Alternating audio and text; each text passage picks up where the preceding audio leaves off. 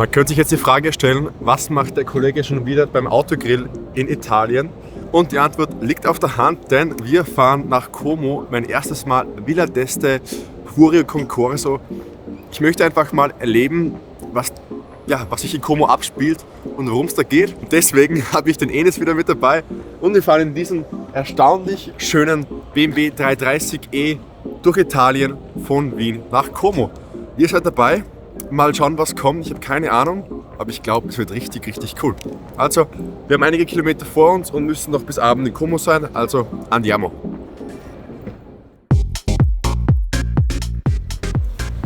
So, wie gesagt, keine Ahnung, was uns erwartet, aber Enes ist dabei und das ist das Wichtigste. Das heißt, ich nehme euch mit bei Momenten, die besonders cool sind oder überraschend sind. Und ich glaube, wir lassen das Ganze einfach mal wirken und fahren durch das beste Land der Welt. StVO konform Mannerwaffel essen.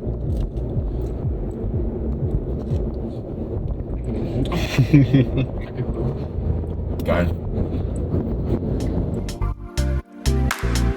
Das Gute ist, das Wetter kann nur besser werden, aber die Realität ist, es ist schon ein typisch Como.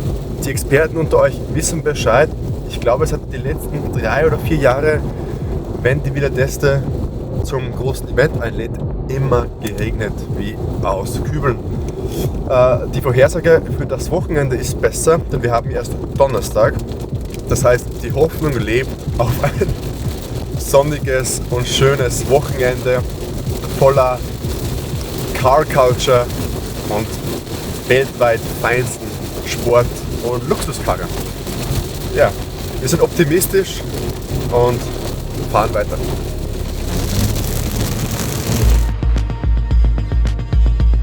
Es ist ein Wahnsinn.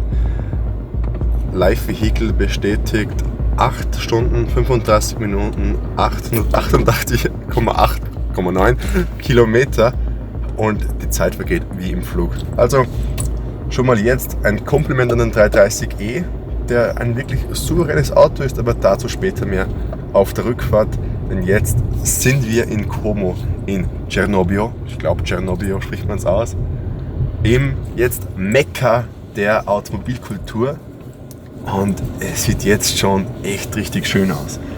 Alte Villen, grüne Vegetation und bald mehr als genug Autos, die so wunderbar sind, das können wir uns noch gar nicht vorstellen. Also jetzt wird es Zeit, Parkplatz zu suchen, einzuchecken, mal schauen, wie unsere Unterkunft so ausschaut. Und dann haben wir uns, glaube ich, ein Bier verdient.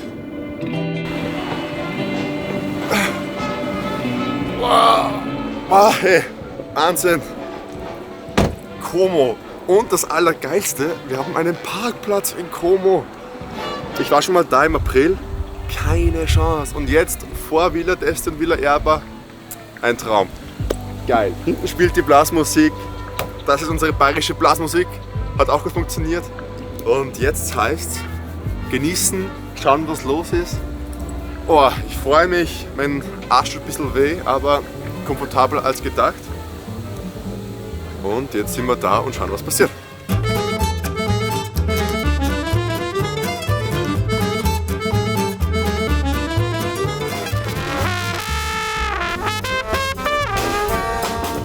Eins meiner absoluten Traumautos of all time.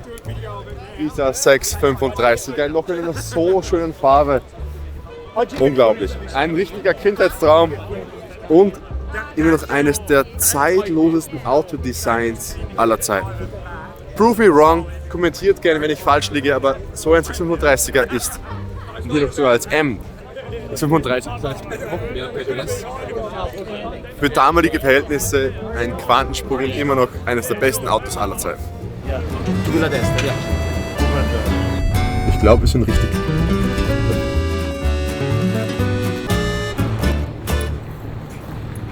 Kann mich wer zwicken? Es ist wirklich unglaublich. Jeder, der sich Szenen aus Como oder aus der Villa d'Este del Como vorstellen kann, es ist genauso wie im Traum. Wir sind gerade angekommen im Shuttle von Como zur Villa d'Este und es ist eine echte Reizüberflutung. Wir werden jetzt schauen, wie viel wir euch zeigen können, aber ich glaube nicht zu wenig. Und boah, ich habe einen kleinen Koffeinschock, das kommt dazu, aber ich bin einfach nur unglaublich happy und dankbar hier zu sein. Also Enes, let's go! Und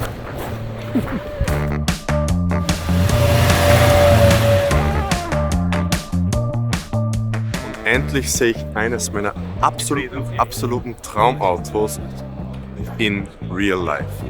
Den Chimera Evo 38. Das sind die Lancia Rennautos, so wie sie hätten sein sollen. Und deswegen gibt es Chimera, die sagt, wir bauen es einfach selber. Handmade in Torino. Die ganze Body aus Carbon, Renntechnik bis unter das Dach. Ein handgemachtes Interieur. Und wie ich finde, mit den schönsten Proportionen, die es an einem modernen Auto gibt. Es ist einfach so unglaublich präsent und immer noch mit Lancia-Logo an der Front. Und das Allerbeste sind die Kotflügel, die Wheel Arches, einfach wie das Auto darstellt, die Straßenpräsenz. Kein Serienhersteller würde das jemals mehr so breit und so aggressiv machen. Es ist einfach eine Freude zu sehen, wie das Auto aussieht, aber noch mehr Freude zu sprechen mit den Leuten, die das entscheiden. Das sind Rennfahrer, das sind Rallyefahrer, die Autos wie dieses konzipieren und auf die Straße bringen. Wow, wow, wow. Und ich habe mit dem Ingenieur gesprochen. Ich glaube, wir werden ihn mal besuchen. Mega. It is what it is. Wir müssen nochmal über den Chimera reden. Das Auto wird betrieben von einem 4-Zylinder Turbo- und Kompressormotor. Also wieder eine Hommage an Rennsport pur. Und die ganze Karosserie ist nicht nur aus Carbon und nur durch Hand gefertigt, sondern wird 3-mal lackiert, um eben diesen besonderen Farbverlauf zu erzeugen.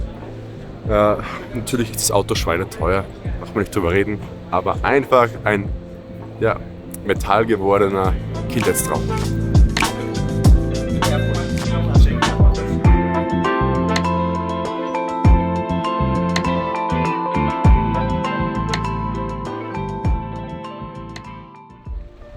So, es ist Showtime, Tag 1 des Concorso d'Eleganza in der Villa d'Este. Jetzt geht's richtig los. Das ganze Areal ist voller interessante Leute und wohl noch schönere Autos. Und wir gehen jetzt eine Runde und schauen uns die besten Autos an. Und ich versuche mein Bestes, euch irgendwie spüren zu lassen, wie sich das Ganze anfühlt. Es ist nämlich wirklich eine unglaubliche Atmosphäre voller Eleganz. Und ich habe mich schon lange nicht mehr so angefühlt. Aber geh mal.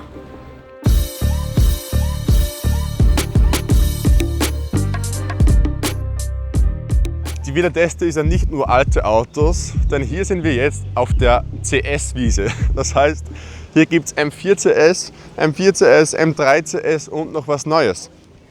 Ich durfte genau diesen M4 CS kürzlich auf kroatischen Bergstraßen fahren und ich war ohne Witz unglaublich beeindruckt. Das Auto ist so viel agiler und so viel fahrdynamisch als ein normaler M4 und einfach nochmal schneller. Und das jüngste Mitglied der CS-Family heißt jetzt BMW M2 CS. Noch mehr Leistung, noch mehr Carbon, noch weniger Gewicht und jetzt ein Ducktail-Spoiler. Geschmackssache, aber das Auto wird unglaublich schnell sein. 530 PS, noch weiter Track optimiert und ja, I don't know, ein weiterer richtig cooler M. Aber selbst das war nicht das Highlight der diesjährigen Villa d'Este, denn das ist der BMW Speedtop.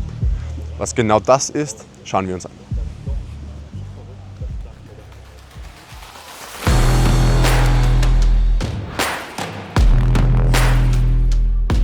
Und jetzt sind wir behind the scenes Villa d'Este und hinter uns steht ein echtes Highlight, der BMW Speedtop, der Nachfolger vom BMW Skytop, ein limitiertes, auf 70 Exemplare limitiertes Meisterwerk. Unter der Haube eigentlich ein BMW M8, aber alles darüber ist quasi Coachbuild. Ein wunderschöner Shooting Brake, ihr wisst, ich liebe Kombis und das ist ein Design-Meisterwerk. Hommage an BMW 507 und BMW Z8, irgendwie übersetzt in die heutige Zeit. wahnsinnig schön und eben das Gute daran, nicht nur ein Konzept, das Auto fährt und wird verkauft. Und wenn ich sage, eine Heritage, die sich fortführt, dann meine ich das ganz genau so. Das hier ist der BMW 507, ein legendärer Roadster der 60er Jahre. Elvis Presley hat einen besessen und umlackieren lassen von weiß auf rot, weil er zu viele Kussmühle drauf gehabt hat. So zumindest die Legende. Und das hier ist Realität. Man sieht die Nieren, die Front, alles spiegelt sich wider. Und genau deswegen bin ich ziemlich happy darüber, dass BMW sich sowas traut und einfach coole Autos baut.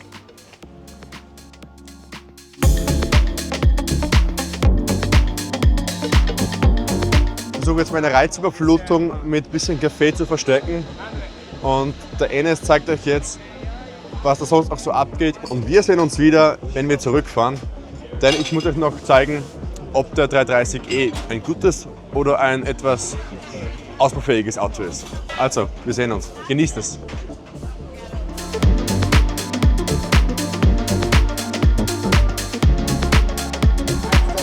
Bonusmaterial, das kann ich euch nicht vorenthalten. Sonntag, 11:45, Rich People's Activity, Autos ersteigern. Alter! Also,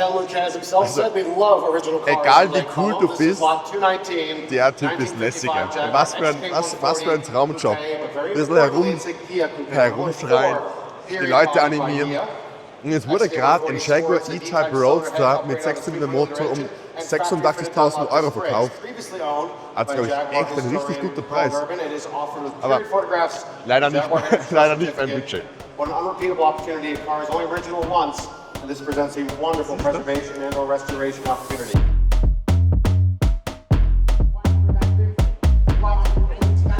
Mein Problem wäre, sobald ich das nötige Geld hätte, würde ich da alles verbraten. Schaut euch das an. Lamborghini Countach, Ferrari 250 GT, Ford GT, BMW Z8. Alter, Heaven. Und genau das wird alles drüben versteigert. Ey, dieser Platz. Schon wieder eine Location, die vor Energie wieder sprüht. So cool. Echt. Jetzt, wo sie hier stehen, muss man die ganzen M3-Generationen schon echt wertschätzen. Das sind absolute Legenden, die eigentlich seit Generationen immer und immer wieder Leute beeindruckt haben, ja, und wirkliche Hero-Cars waren. Mein persönliches Hero-Car steht hier. 46 M3, hier sogar als CSL. Für mich ein absolutes Meisterwerk, das einfach meine Kindheit in einem Auto oder in einem Traumauto, genau das.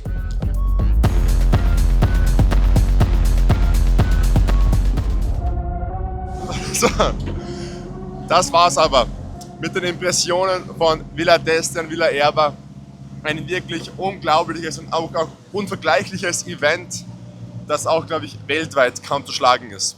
Aber wir sehen uns morgen, wenn wir wieder durch Italien zurückfahren nach Österreich, und dann wartet schon das nächste Highlight auf euch. Glaubt mir, das wird richtig cool. Also, bis morgen. Unschwer zu erkennen, verlassen wir Italien in wenigen Minuten. Und das heißt, die Essentials sind mit an Bord. Aber wir nehmen uns Zeit, um unser Auto kurz zu reden, den BMW 330e. Was ich sagen will ist, das Auto hat mich nicht nur überrascht, sondern wirklich überzeugt. Ich bin seit Generationen oder seit Modellgenerationen ein Fan der Dreierreihe. Und hier merkt man wirklich, wie erwachsen das Auto mittlerweile geworden ist. Wenn der Fünfer immer weiter wächst, wächst auch der Dreier. Das heißt, dass diese Dreier-Limousine mittlerweile eigentlich so groß ist wie ein 5er BMW aus den 2010er Jahren. Und selbst als Limousine eigentlich alles ein Auto ist, was du benötigen wirst. Es gibt wirklich genug Platz. Jetzt ist gerade Enes gefahren, der jetzt 1,80 groß ist.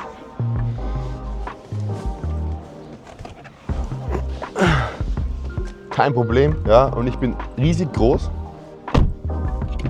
Und das Beste am Auto ist, es ist wirklich richtig fahrdynamisch. Hier als Plug-in-Hybrid mit 258 PS, also der BMW 330e, Es ist selbst im Elektromodus wirklich dynamisch und eigentlich absolut ausreichend. Und auf der Autobahn einfach wahnsinnig alltagstauglich, ruhig, komfortabel, aber dennoch mit guter Sitzposition, wirklich sportlich und einfach ein echter BMW. Der einzige Nachteil ist eigentlich nur der folgende. Aufgrund des Plug-in-Hybrid-Systems ist der Benzintank viel zu klein. Wir haben maximal 40 Liter Tankvolumen und das ist bei einem Verbrauch von ca. 7 Litern eine Reichweite von keinen 500 Kilometern. Und es ist kein Weltuntergang, aber es ist einfach etwas mühsam. Aber ich glaube, ansonsten gibt es im Auto wirklich nichts auszusetzen. Und als Bonuspunkt, der Dreier ist einfach noch wirklich richtig schön. So, aber jetzt ist es kurz vor 1:30. Wir haben noch 300 Kilometer vor uns und dann sehen wir uns wieder in Salzburg. Und ich will nicht spoilern, aber das wird auch richtig cool. So, andiamo.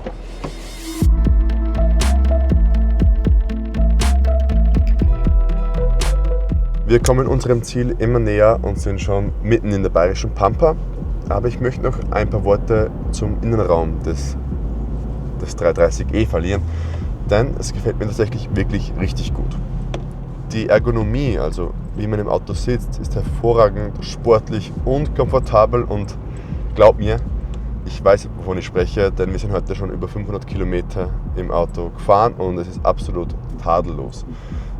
Technologie, egal ob Knöpfe am Lenkrad oder das große Touch-Display mit iDrive-Regler, es ist alles super intuitiv, super schnell und einfach echt auch wahnsinnig hochwertig.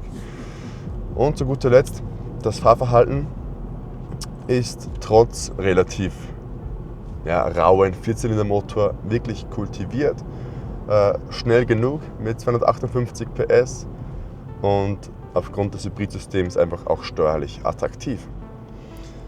So, aber jetzt fahren wir wieder auf die Autobahn auf und wir sehen uns in ein paar Minuten. So, und das war's fürs Erste, denn wir sind jetzt an unserem nächsten Meilenstein angelangt und ihr werdet gleich sehen, worum es hier geht. Wie soll ich sagen, die Marke ist vielleicht eine kleine Konkurrenz zu BMW, aber mehr will ich gar nicht verraten, denn das nächste Abenteuer seht ihr im nächsten YouTube-Video und es wird einfach nur eines: spektakulär. Also an dieser Stelle vielen Dank fürs Zuschauen. Vielleicht seht ihr noch... Also, holy fuck. Bis zum nächsten Mal.